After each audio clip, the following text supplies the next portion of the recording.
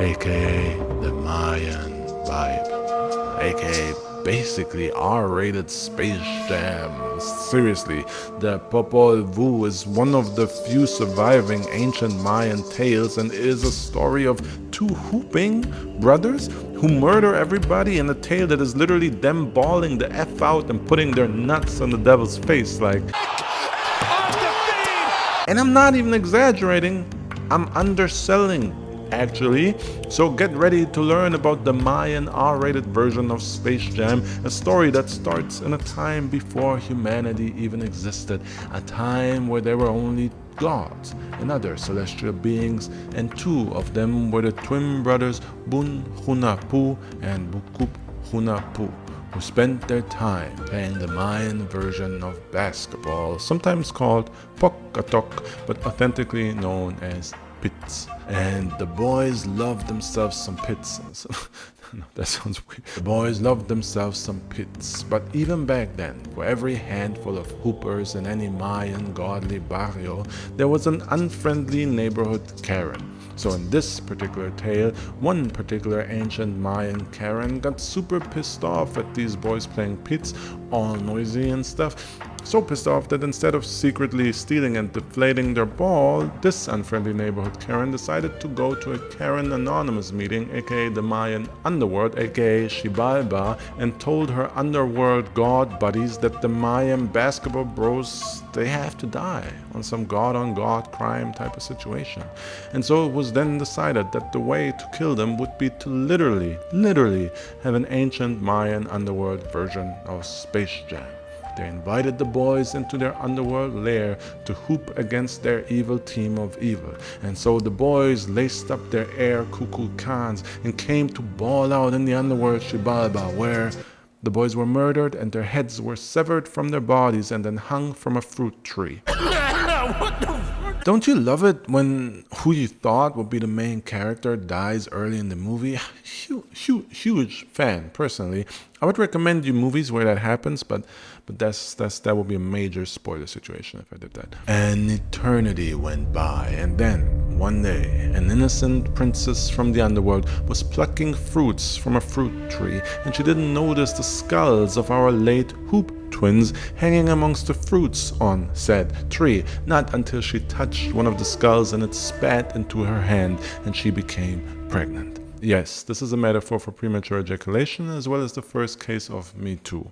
Also, as far as that skull was concerned, still on that hooper mentality, like one shot, one pregnancy. Kobe! Like any princess pregnancy, the dad wasn't exactly happy with his daughter being impregnated by an unknown source, so she had to flee the underworld, and then sometime later she gave birth on her own to two sons, Hunahpu and Xbalanque.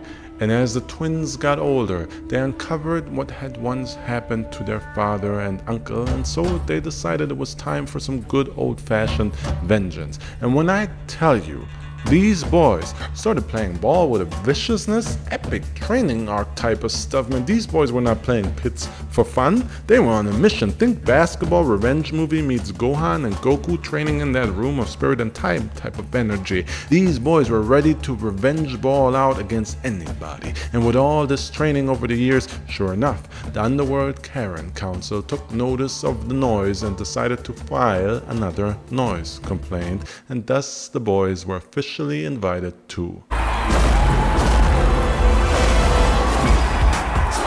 But before they could square off against their father's murderers, the boys first had to complete the tough journey into the underworld, which was basically Hades in reverse. Hades the game. If you don't know, it's a game based on Greek mythology where you try to escape the underworld. So the boys were doing Hades in reverse, getting into the underworld. You get it? Damn, this will be a great sponsor placement. This could be you. Hades the game, or any sponsor, please. I need the money. So after traversing the hellish lands and all the deadly challenges that came with it, the twins finally arrived in the heart of the underworld, face to face with the enemy squad. And so...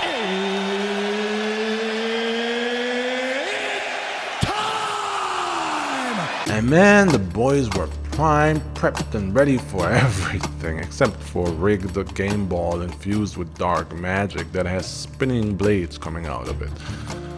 But this is yet another one of those Kardashian-sized big butts, you know, befitting the basketball theme in this video.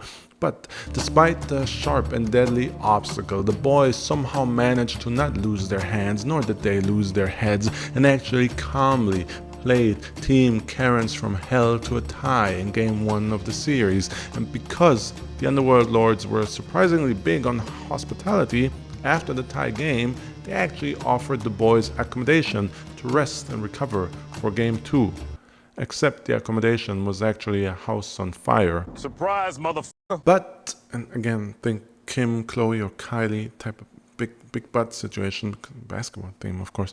But the boys survived the deadly accommodation to play another day and showed up for Game 2 ready to go a whole 7-game series if need be.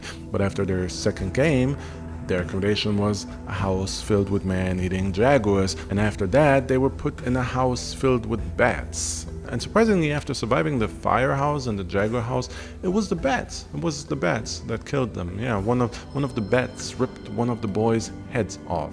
Head off, only one head. Luckily though, the other brother, he was like, "What do we say to the god of death?"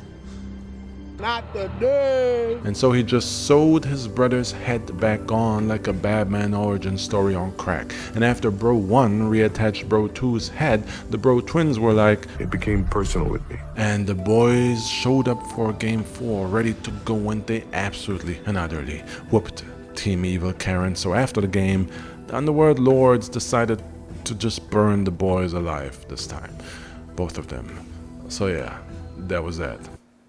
But the twins had absolutely anticipated being burned after Game 4, so before the game even had started, they had hired a magical seer, and the seer now collected their ashes and threw them into a magical river where the boys were reborn like Jean Grey on crack, and now the reborn twins were like, You know, I'm supposed to kill this guy. You know, I'm supposed to dominate this guy. And from that point on, I did. And since they had more plot armor than Goku in his best days, the boys understandably felt quite good about getting their revenge against the Underworld Lords. Except this was no longer a time to play ball. Now the twins were like, I'm going to kill each and every one of you, and the only disappointment in it for me is that I only get to do it once. This time the twins approached the evil lords in disguise. Dressed up as traveling kid magicians, they visited the Underworld Lords and performed magic tricks that absolutely intoxicated the Dark Lords, who were anticipating every single display of magic with utter excitement until the final trick completely blew their minds. In front of their eyes, one of the boys put the other in a box and sewed him in half, seemingly killing him. Not sure if he put him in a box and did but he killed the boy in front of everyone else. And didn't the boy re-emerge alive? He wasn't dead. They just saw him get killed in front of their eyes and he wasn't dead. Well, how is this possible? This has to be some kind of death magic even unknown to the lords of the Death's domain. They couldn't believe what they were seeing, and they begged the magicians to perform the trick on them. So one after the other, the disguised twins did perform the trick on all the Underworld Lords, except this time it wasn't a trick. They just really killed them all.